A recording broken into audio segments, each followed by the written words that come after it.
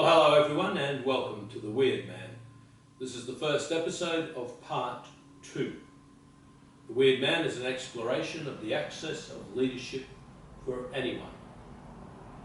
Now, part 1 was a review of the lived experience format of this conversation and a review of reality. The discussion suggested that from what we know scientifically about how we experience reality brings into question the possibility of a vast reality beyond our perceptual and cognitive capacity. A big reality that might be accessible and therefore have profound benefits for leadership in the world of humanity, and requires a certain type of access. I completed part 1 with the offering that we may be an integral part of a bigger reality. Now, by a bigger lived reality, I mean a reality of infinite types of dimensions. Not the dimensions spoken of in quantum physics, but an idea of the world of us that we commonly refer to as our universe, that is a three-dimensional space and one-dimensional time construct, represents just one simple topographical aspect of a whole that has infinite spatial, time, and even unknown forms. Part 2 lives in the premise that leadership is enhanced by viewing other humans and ourselves as being in a conversation in that bigger reality, and that we all have access to resources of influence through that larger reality. And that access is a function of being virtuous, spiritual, and generative. Perhaps nothing new there.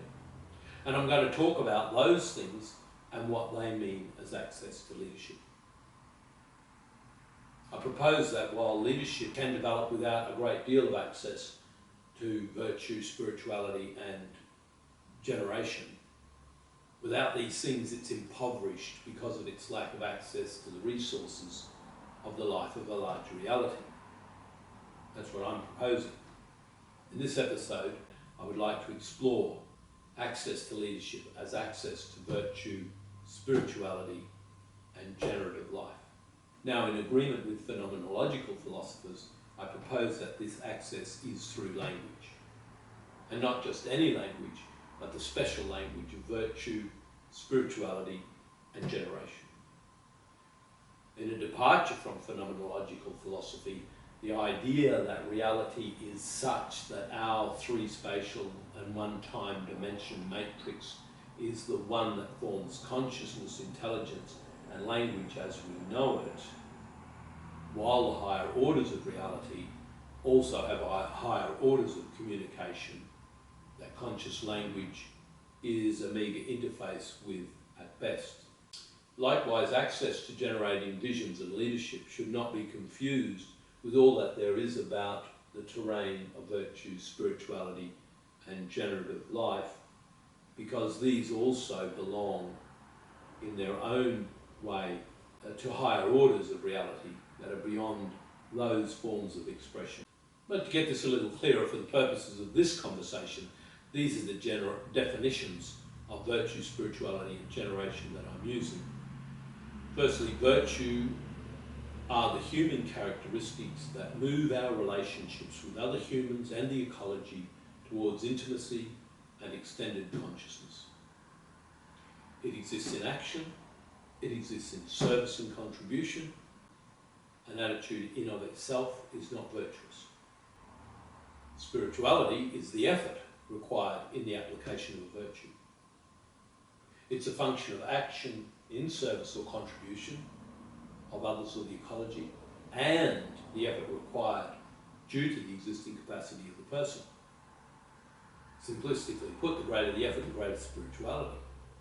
Now, many things in life, there are multiple virtues that need to be brought to it: kindness, courage, authenticity, and all of the efforts required to multiply the virtue in action increases the spiritual dimensions for a particular human being.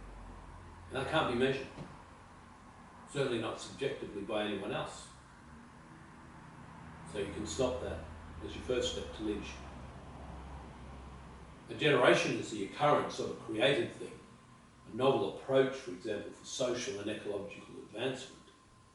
It works by opening up new spaces and clearings of human activity by the application of virtues and spiritual design.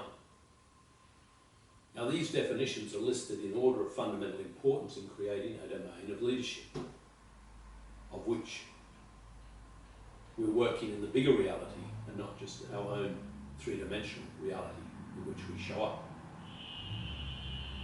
If we remove virtue, we'll remove access to spirituality and generation. If we remove spirituality, we'll remove effort, action, service and generation. If we remove generation, we remove any purpose for leadership. Well, that's all for now. In the next session, I will address an access to virtues, spirituality and generation. Bye for now.